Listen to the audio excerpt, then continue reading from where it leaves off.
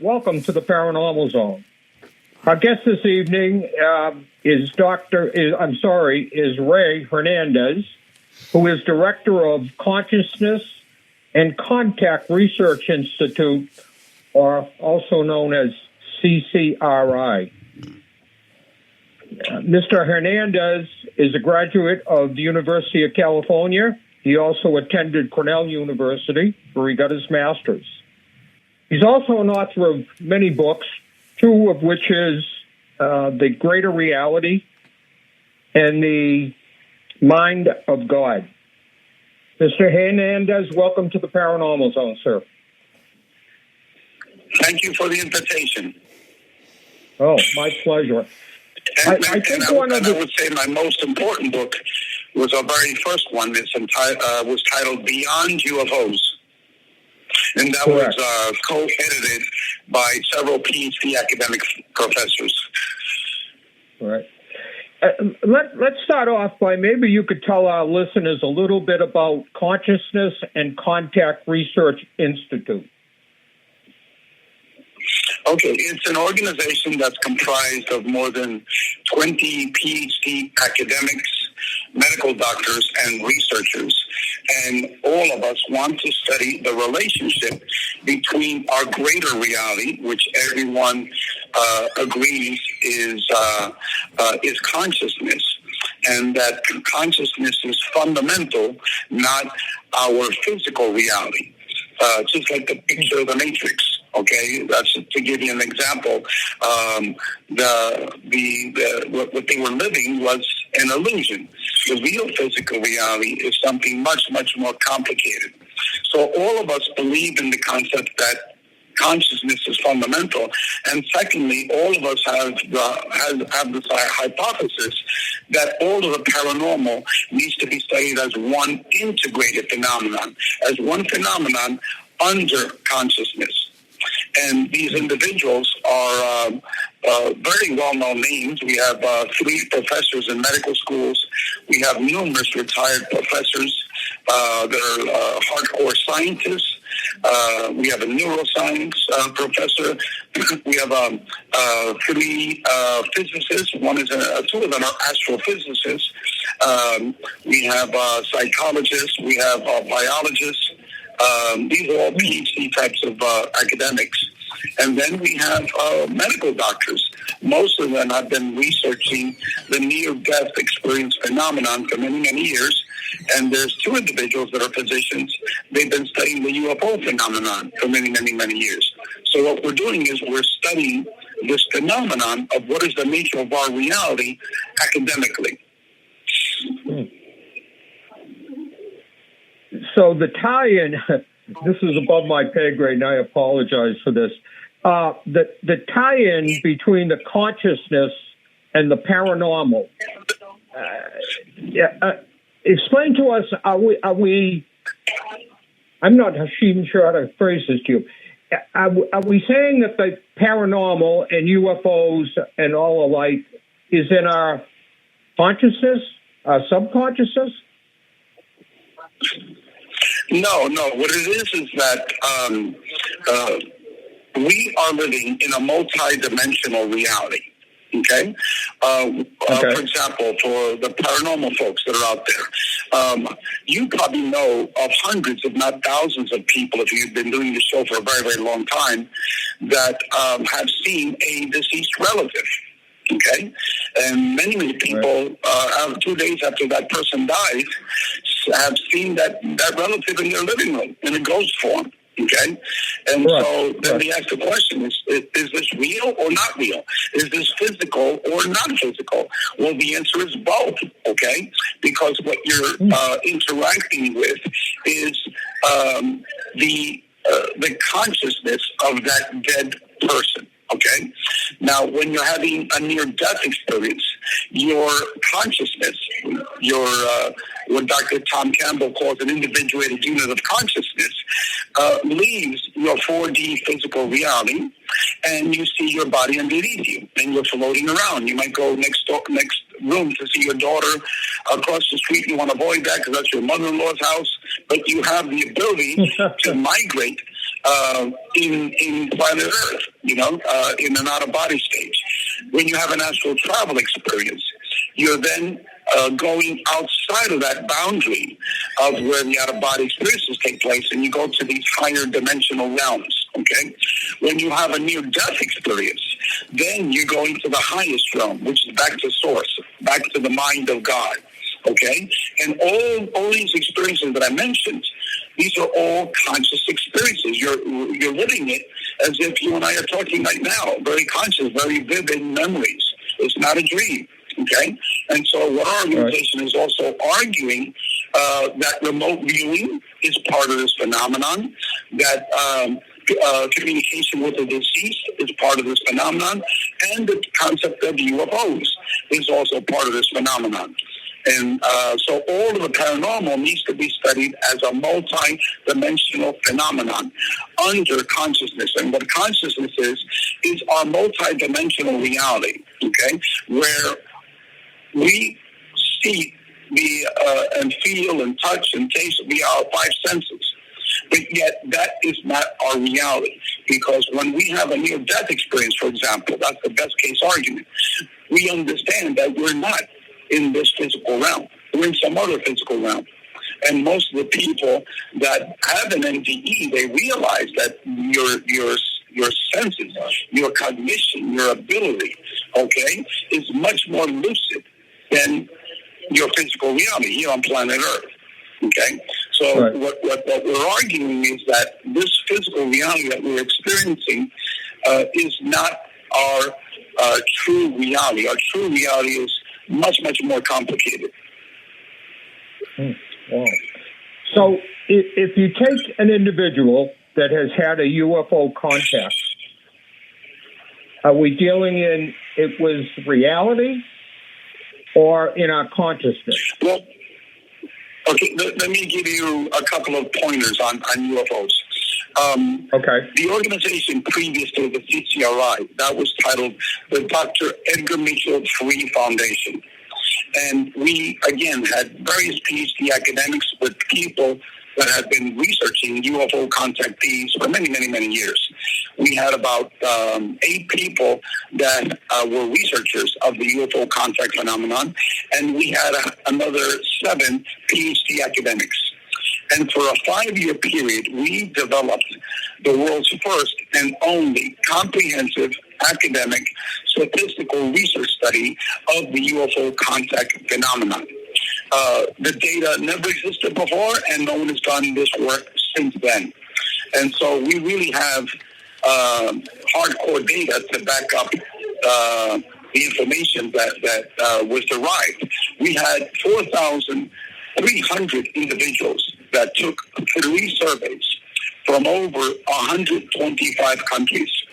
And the data that we were able to retrieve pretty much contradicts everything that is circulating in ufology. Why? Because ufology right now focuses on materialism, on the material aspects of the UFO phenomenon, on a physical craft, on a flying saucer, of UFO crashes, things of that sort. And but in actuality, the people that have actually had UFO contact experiences, they will describe those experiences as a very, very tiny portion of their paranormal experiences. For example, 80% of these people that have seen UFOs have also had out-of-body experiences. 50% of these people were brought to other multi-dimensional realities. So, yes, you saw a UFO, you might have seen physical beings, but you were also brought to these other multi-dimensional realities. And so, in our book, Beyond UFOs, which is free, everyone pay attention, this book is free. It's available at our website, so you can download it. The website is agreaterreality.com. agreaterreality.com. This book and all the other books I'll be talking about during this interview are available as free PDF files. And so if you really want to learn what really is going on in the UFO phenomenon, read that book. The 2 co-editors are Dr. Rudy Shields, who was a PhD professor at Harvard University in the Department of Astrophysics. And then the other one is Dr. John Climo, who taught psychology for over 45 years at various universities. And so I can go into some more details of some of those findings, if you like, on that book, Beyond UFOs. But some of the aspects of it is the beings that people were seeing. There were tens of thousands of different types of beings. When you go to the internet website, people just think of, the short grays. That's everything. No, short grays were actually the number 4 category of the type of beings that we're seeing. The number 1 type of being was other. We had 12 categories of beings. People said, no, it wasn't one of those 12. It was some other category. After other, that was 60%. After that was the energy being. The energy being was seen by 66% of the individuals. 2/3 of the people had interactions with energy beings. I had one. That was my very first experience with an energy being in my living room that miraculously healed our paralyzed dog, who we were going to be euthanizing later that afternoon. Okay? And then the number 3 type of being were the human-looking beings. And then the number 4 were the short grays. Okay. Now, each of these categories, for example, the human-looking beings came in all shapes and colors, wardrobes, heights, etc., etc. The different types of grays, again, it came in all shapes and colors, sizes. Some wore clothes, some wore this type of clothing, wore helmets. It's all diversity of experiences. Same thing with all the other beings. There were literally tens of thousands of different types of beings. Secondly, these beings only appeared for less than a minute, usually less than 30 seconds. That's it. And so you can ask a question. Did these thousands of different beings come from tens of thousands of different planets come to visit us for like less than 30 seconds? Okay? Or is this the answer? It's a little bit more complicated than that. Okay? And so our response in that book was that the answer is much, much more complicated than just a physical being coming from a physical planet. And those were also the views held by the 2 major ufologists in the history of ufology. And those were Dr. Jacques Vallée and Dr. J. Allen Hynek. Towards the end of his life, they both reached those conclusions that the UFO phenomenon is a multi-dimensional phenomenon involving consciousness. And they also hypothesized that these beings that we're interacting with, they're not physical beings coming from a physical planet. It's something much, much more complicated. So that's just a very brief 1-minute abstract of the UFO phenomenon. Okay, so Doctor, I got a question for you. Sure. Not a doctor. From the scientific point of view, okay, I've interviewed a lot of contactees through the years at different shows that I've done throughout the area, out our way. And I was just wondering, is it possible that a UFO, an alien could impregnate a living human being from a scientific standpoint? We asked that question in our survey, and we came up with less than 2% of the people answered that question. And so you have to understand that during that time period, the 80s and 90s, there were tons of radio shows and tons of people doing hypnotic regression. And with hypnotic regressions, you could ask tons of leading questions. And you had these people like Bud Hopkins and David Jacobs. These people never did any statistical research of the phenomenon. Okay? And all they did was to do hypnotic regressions. And they both had the mindset, the hypothesis that these were all negative, evil beings. Okay? Anyone that had a positive experience or even a neutral experience, they were not, they did not work with them. They were thrown out. Okay? So, these are the major players that get interviewed in these major UFO conferences. So, as they say in statistics, shit in, shit out. Okay? And so that was the mindset that was circulating during those time periods. And I would give you 100% bet that all of those people that you interviewed on those radio shows arrived at that information via hypnotic regression. We even asked them. They said, a lot of people talked about being pregnant with a hybrid baby. Okay? I said, well, write down what proof do you have? What documentation do you have? Well, it came out via hypnotic regression. Bingo, right there. So that information, I can conclude is BS. Throw it out. Mr. Hernandez, are you familiar with the Betty and Barney Hill abduction in New Hampshire? Yes, Kathleen Martin was actually a member of our board of directors, and she was also a member of our research committee. So, yes, we're all very familiar with that case. So my follow-up question to that is, when the military, at least the story that was put out in the media, and that's questionable, I think, in my mind, but the story that was put out in the media was that the government hypnotized both Betty and Barney Hill with the intent to disprove their story, that was their point, but they couldn't disprove it. So why wouldn't the government back then have used this? What happened was it wasn't a government employee that did hypnotic regression on them. It was a private person that had been trained in hypnotic regression. And so, the purpose was to find out what was going on. It really wasn't to, persuade one way or another of what happened. And a couple of things that we discussed in our research study on the topic of abduction. What we found out was that 37% of the people initially viewed their experiences as negative. The vast majority of these people that stated that were all people that had what they thought was an abduction. But then when they were answering our questionnaires, many, many years later for most of these cases, they only 4% stated that their experiences was negative. Okay? They all became deeply spiritual. They all became much more loving. They changed tremendously in their worldview. They became less egotistical, less materialistic, et cetera, et cetera, et cetera. And so, and also we were able to hypothesize that if not the majority of these experiences, abduction experiences, these were occurred in an out-of-body state. Okay, people talk about going through windows, going through walls, going through into a spaceship. Okay, they don't remember walking in there. That's very rare. You get that. Okay, so what's happening is that these interactions are taking place out of body, in an out-of-body state. And again, getting back to the aspect that these are all consciousness-based type of phenomenon, and that the intelligence behind the UFO might be a multi-dimensional intelligence. Now, these experiences, as J. Allen Hynek and Dr. Jacques Vallée alluded to 50 years ago, these experiences were both physical and psyche.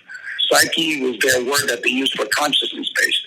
So yes, people see these beings. They see a UFO, a physical UFO. I've seen them at all. I've called them down, okay? And I've seen several beings, okay? Very physical. But yet, the vast majority of these cases, when you see them, it lasts less than 30 seconds, okay? And you're not there sitting down having a cup of coffee with a short gray or a human-looking, non-human intelligence for an hour and having a lengthy conversation with them. No, it doesn't work that way. It's much, much more complicated. But the phenomenon, indeed, is physical. People do see them. But what we were able to hypothesize in our book, just like Jacques Vallée hypothesized, it's one of the major ufologists of our time here, Dr. Jacques Vallée. We've also reached the same hypothesis that what we were watching were actually holographic projections. And that's also the hypothesis of Dr. Edgar Mitchell. So what you're watching is the holographic projection into your consciousness. And if people want to learn more about that, they could send me an email, and I'll send you several chapters on that concept, on holographic projections. And all my other books, I'll send it to you for free. Just send me an email at my first name, spelled REINERIO, followed by my last name, HERNANDEZ @gmail.com. So it's REINERIO HERNANDEZ @gmail.com. And I'll send you free PDF copies of all of my books. Oh, that's, yeah, I'm very impressed with that because I believe, as Tom, I think you do too, that the UFO phenomena has been convoluted for so long that I don't think any of us, even in the field of study, other than yourself, has really a good handle on what we're seeing or what we think we're seeing. That is true, Bob. Right? I mean, Tom and I have talked to people that maintain they were abducted. We don't have the luxury of putting them under hypnosis, and we don't have the luxury of intelligence like you do. We're amateurs at best in this field. So as we sit and listen to these abductees, one of the things I just picked up on that you said was that you see them for 30 seconds, less than a minute. I can tell you that most of the abductees I've talked to have been abducted for hours. I mean, their perception is that the information they that were they're abducted. receiving came via hypnotic regressions. Okay? And you have to find out who did the hypnotic regression. Okay?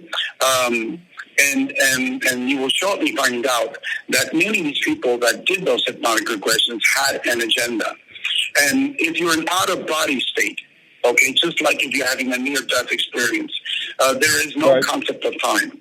Okay, you cannot measure time. People are taken out of body and have an actual travel experience.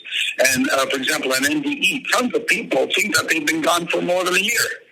But in fact, they had a heart attack and they were revived, within 5 minutes. But yet you talk to them and they say, I was up in heaven for an hour or for a year. Oh. You understand? So this phenomenon, if it's multidimensional and consciousness-based, you probably have heard that there's no such thing as time and space. Correct. And so that's why I take. Also, another thing is, I work very closely with Mary Rodwell, with Kathleen Martin, with Barbara Lamb, and also Leo Sprinkle before he passed away. These are four major researchers of the UFO abduction and contact phenomenon. Okay, and all of these people, Leo has passed away several years ago, but all of them saying that you don't hear any more about abductions. Okay. And the reason why is because it's no longer being circulated in these UFO conferences. Bud Hopkins is dead. David Jacobs is no longer in the lecture circuit. So people are not hearing repetitively all of these concepts over and over and over again. Okay? Right. And so that's why it's not that the abduction phenomenon has died or stopped.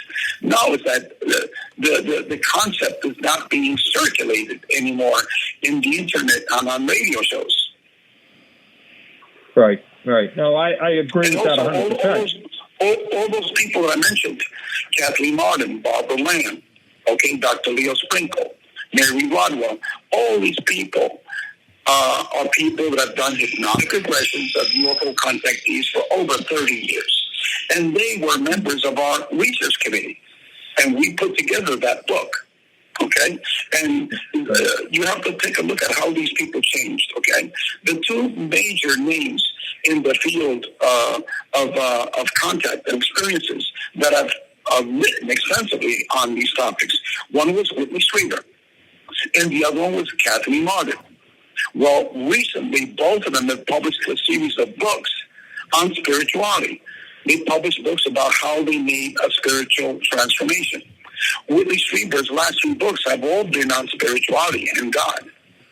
Kathleen Martin's last book is titled From Alien Abduction to Spiritual Transformation. Look it up on Amazon. Oh. So that's what we found out in our research study, was that over 90% of these people that started off as having these negative abduction experiences, later on, when they took our surveys, they're like the total opposite. These are highly spiritual people. Money is not important to them. They no longer fear death. They became less greedy. They became much more affectionate. They became more consciously aware of what their mission here is on Earth. Totally different people. So that was one of the major findings. But yet, materialist ufology doesn't talk about these things. They don't talk about that 50% of these people were brought to multidimensional realities. That 50% of these people either had a miraculous medical healing on themselves or a member of their family.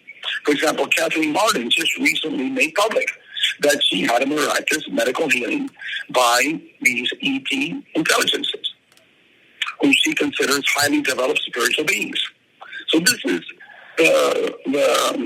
the niece of Benny Barney Hill, because that's how you started your question. So I'm just turning it around and saying, look at where we're at now. It's very, very different from what was taking place 40 years ago. Okay? Sure. And again, if people want to get more details about it, send me an email and I'll send you these free books. I think I sent to Bob a copy of all of my books. So yes, if you guys truly are interested in the paranormal, we've got 2 books, 800 pages each, titled The Great Reality, and written by these PhD academics and medical doctors. And what is the subject? All aspects of the paranormal, but not written by these crazy people on the internet. These are scientists and medical doctors. Okay. And now in volume 3 and 4, again, 800 pages each, are chapters written by major experiencers of the contact modalities, which are all the paranormal phenomenon. So, people say, oh, well, I want to hear from experiences. Well, right here, you've got 1,600 pages from major experiences. And what are they telling you? They're telling you that they've had NDE, they've had out-of-body experiences, they've seen UFOs, they've had diversity of beings, each and every one of them. So that's why it needs to be studied as one integrated phenomenon, because these individuals have had everything and the kitchen sink. Mm-hmm. Now, Mr. Hernandez, another question. If you don't have to answer, you don't want to. We've interviewed people before on my shows that have swear they've astral projected. Have you done any research on that? 80% of the people have had astral travel experiences in our survey. And so these are people that have seen UFOs and people that have seen beings, a diversity of beings. 80% of these people have either had an out-of-body experience or an astral travel experience. And in my book, The Mind of God, I talked about the differences between an out-of-body experience and an astral travel experience. And astral travel, an out-of-body experience, you're outside of your 4D reality, which is what we're experiencing here on Earth, okay? What you are is you're at a higher level, which I call the 5-degree plane, astral plane. And you're interacting with Earth, with your furniture, with your rooms, with everything in this physical reality, except your consciousness is not in the 4D reality. Your consciousness is outside of it, but yet you're interacting with it.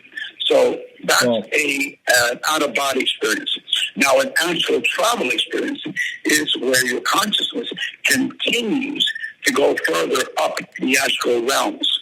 So you've gone past the 5D reality, and now you're going into these higher realms, multidimensional realms. Now, we really don't know how many they are. But if people have had astral travel experiences, what you call astral projection, these individuals speak about a diverse array of many, many different multidimensional realities. And it's very, very similar to a near-death experience, where you go into these other realities and a whole bunch of crazy stuff takes place in these other realities. One of the main variables is that you're interacting with various forms of non-human intelligence. Just like a near-death experience. Right. Interesting. Thank you for answering that question, sir. Yeah. So again, if you want to learn more about that, read in volume 2, I believe, of A Greater Reality. In volume 2, we have 3 articles that are written about out-of-body experiences, and actual travel experiences. And then there's another one on remote viewing. So it's one article on each topic. And two of them were written by academics, by scientists, and one was written by a major experiencer of astral travel experiences, but she also has an academic background. So it's for free. Just go to our book, send me an email, and read my book on titled A Greater Reality. And in my book, The Mind of God, I give you a theoretical background of the hierarchy of our greater reality based upon what experiencers of the paranormal are telling us. Hmm. I guess my question would be, when did this phenomena become spiritual and virtual, I guess, versus physical? When did that metamorphosis take place over the years? Well, for many, many people, it's very different. You can't pigeonhole every case the same way, okay? Right. Some people, for example, might have been, for example, let me give you an example of one individual who's been researching the paranormal for over 30 years, and he has written 25 books on the topic. His name is Preston Dennett. I don't know if you've ever heard of his name, okay? Another person that you might have known her, she's passed away. She was a member of the Dr. Edgar Mitchell Free Foundation as well. Her name is Rosemary Ellen Guiley. She's written 52 books on the paranormal, on UFOs, on all of these topics. I'm familiar with her work. She's discussed everything that I'm saying. Have you ever heard of her before, Rosemary Ellen Guiley? Yes, I have a couple. I'm very familiar with her work. The other gentleman, I'm not so sure. She was a member of our board of directors. Interesting. And so what happened was that all of these people that I mentioned by names, okay, all of them already knew what the phenomena was all about, okay, what the data was going to show us, because they've spoken with, hundreds of people over the many years. Some of them, like Mary Rodwell, has worked with over 3,000 people. Okay, Kathleen Martin, thousands as well. Barbara Lamb, thousands of people. What they didn't have was the data. Okay, out of these 3,000 people, what percent of these people have had out-of-body experiences? What percent of them have had near-death experiences? What percent have had miraculous medical healings? Okay, et cetera, et cetera. How many of them were brought to other multidimensional realities? Okay, they didn't have the percentages. But our book, Beyond UFOs, based upon these 3 surveys, and based upon what 4,200 people have told us from over 125 countries, we now had hardcore data. Okay? And the research methodology was developed by these PhD academics. But the other members that were not academics, they helped us to phrase the questions. Okay? And they helped us in acquiring people to take the surveys. But it was the academics that structured the surveys. So what we're presenting in that book, Beyond UFOs, no one has ever done that before. Certainly not materialist ufology. These people are totally clueless about what's going on in the UFO contact phenomenon. All they care about is the latest UFO video, the latest UFO photos, the crash at Roswell, all of that type of stuff. And please, that is so blasé. All these people that appear in Ancient Aliens and all these major ufology conferences, in my opinion, those people are totally clueless of the complexities of the phenomenon. Wow. Mr. Hernandez, you have given people through your books and through other people's books a great opportunity to look at this phenomena from a different perspective. And I, for one, am going to read everything you sent me. I have so much interest in this subject, and being a layperson, I just think I agree with you more than I agree with with the other side. Frankly, I don't know why. I wish I was bright enough to know why I feel this way. But Tom and I have talked for years about this phenomena, and I've heard the concept that, let's take a spirit or a ghost, may or may not be interconnected to an alien. They may be one and the same, just in a different format. But you've given us an opportunity to deep dive into this and educate ourselves. And Tom and I have been telling groups for 25 years in presentations, go get the education. And you're providing it free.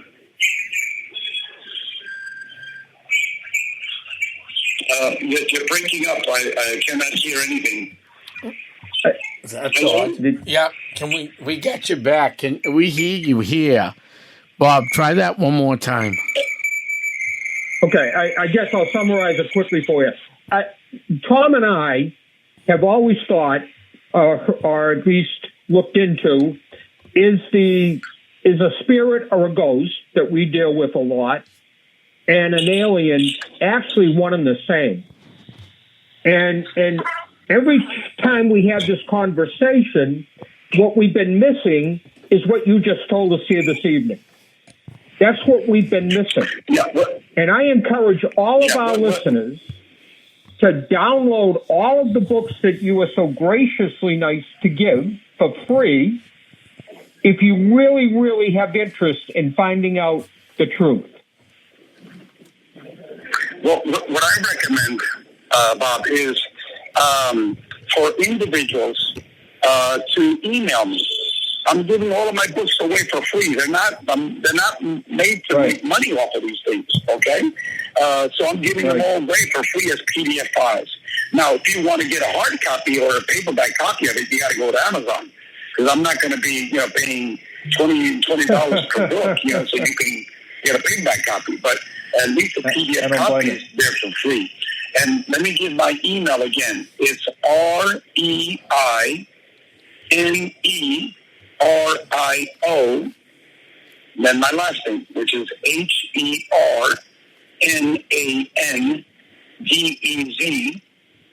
@gmail.com. And what I recommend is for individuals to read first the book titled The Mind of God. It's only 200 pages. It is written very, very simple language, nothing academically related. All the other books are also written in simple language. You don't have to be a PhD to read these things. They're written for the regular person, okay? And so you can understand everything. But yet the concepts behind it are very profound, very deep. And but yet it's all based upon that consciousness is fundamental and not our physical material reality. And then the second concept that our organization adheres to is that all of the paranormal needs to be studied as one phenomenon instead of separate and distinct phenomena.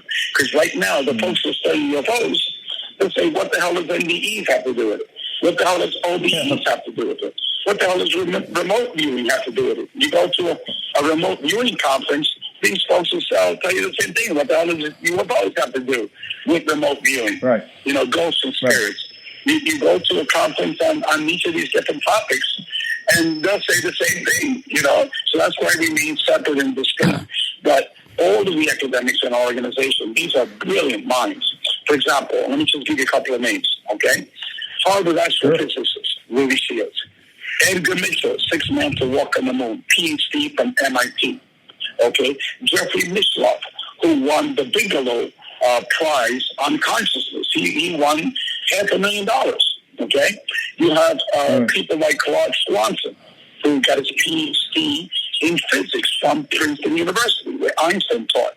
Okay, you have Raymond Moody. Okay, Raymond Moody was the person that invented the concept of near-death experiences. He has a PhD in philosophy, and he's a medical doctor. So it's numerous people at that type of level that have written chapters for the book of Greater Reality. So I encourage everyone to take advantage of it. It's free. And instead of spending all your time with the bullshit that's on the internet, watching Ancient Aliens all the time, you're wasting your time with that junk. Okay? We need something a little bit more heavy duty that will begin to explain. Because, as you know, a lot of people have had these paranormal experiences. They just don't understand it. Okay? And what we're doing is we're providing a theoretical framework to be able to begin to understand it. That is correct. I mean, when I've investigated the paranormal a couple of years ago, make this real brief, I was asked by a local library to do a talk. So they wanted to do it on the haunted city that the library was in, and I'd done a lot of cases. So I got a map, and I talk to a lot of people, and I do this all the time. And I got a map of the area, and I started pinning the map.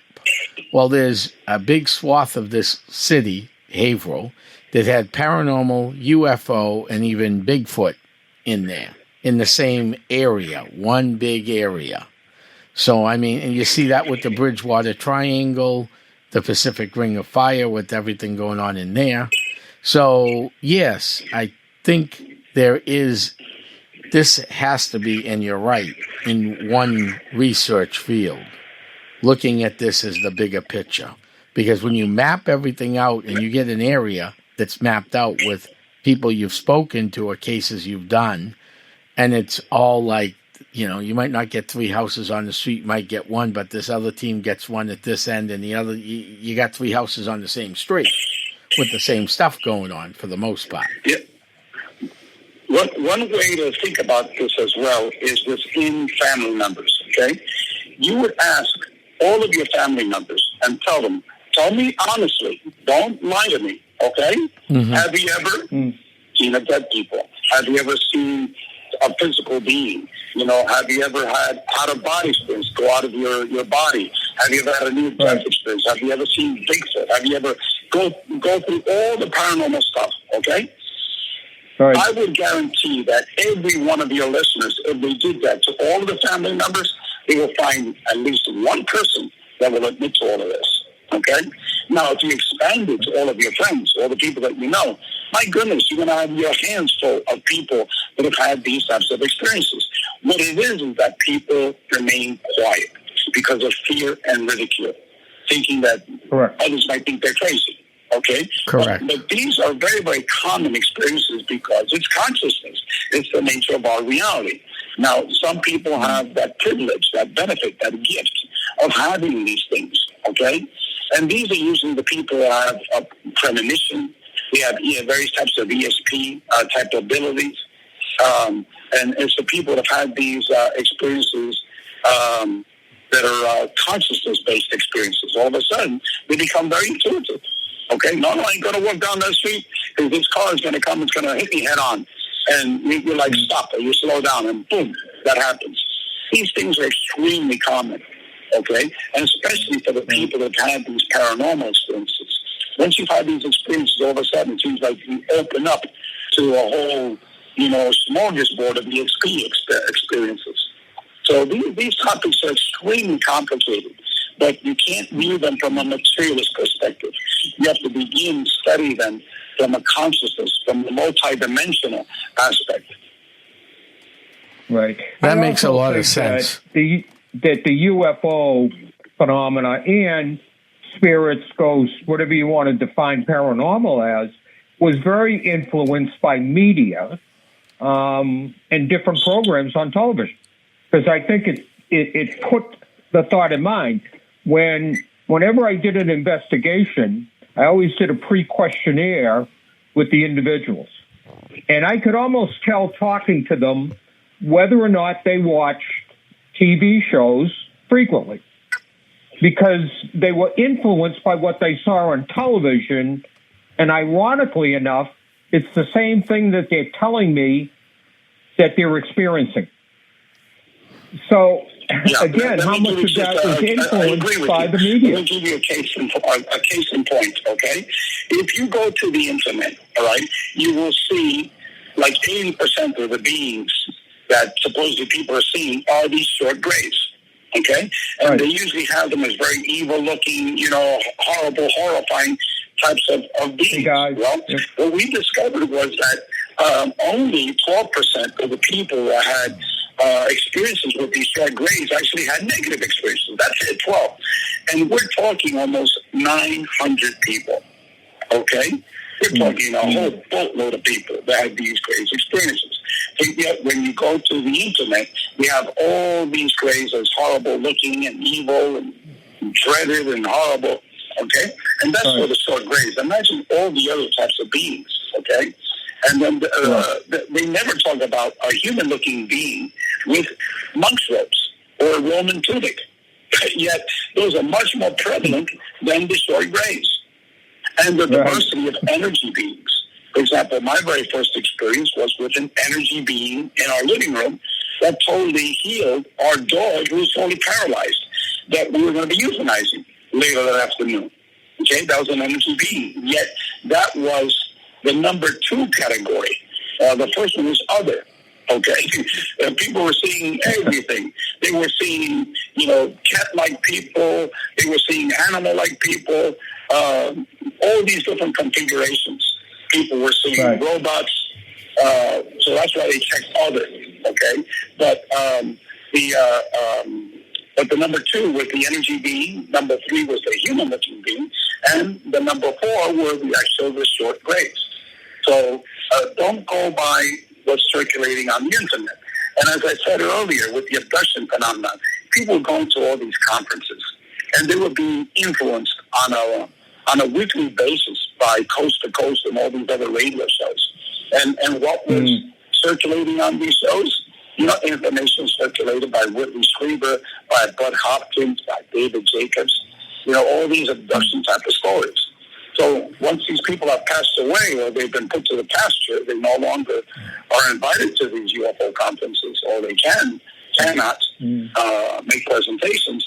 Then all of a sudden the whole narrative changes. You don't hear about alien abductions anymore. So that gets back to the point of what you just stated, of the influence of the mass media on these experiences, or the people believe they've had a certain experience. Right. Well, so interesting. It's very interesting. I know, Mr. Hernandez, I have a lot of reading to do because I know 2 of the books are 800 pages. And believe it or not, I'm going to start with the easy one that's 200 because I think that gives me a foundation to go into the other 2 books. Basically, the book Beyond UFOs is 800 pages. The volumes 1 and volumes 2 of A Greater Reality are also 800 pages each. The Mind of God is 200 pages. And then I'm now finishing volumes 3 and volumes 4, which are the theoretical chapters of A Greater Reality. Each of those are going to be 800 pages. But volumes 1 and 2 are theoretical in nature. Then they're written by academics and medical doctors. Volumes 3 and 4 are written by nature experiencers.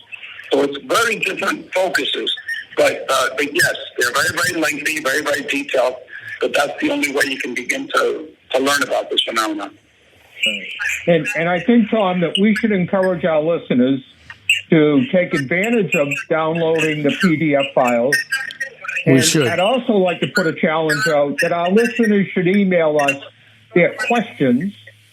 And if Mr. Hernandez would be kind enough to come on in a month or so, or a couple of months from now, we might have some prepared questions from our listeners.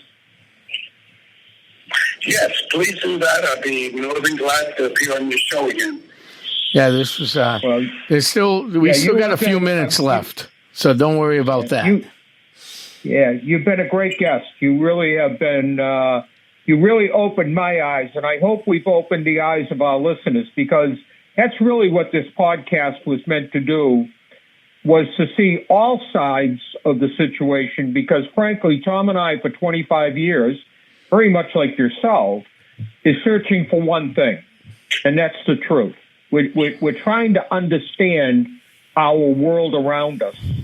And I think that this just has brought a whole different dimension to myself, for sure, but also to our listeners to be open-minded enough to deep dive into this and look at it from a different perspective. So I want to thank you so much for the dedication and effort that you and your team has put forth.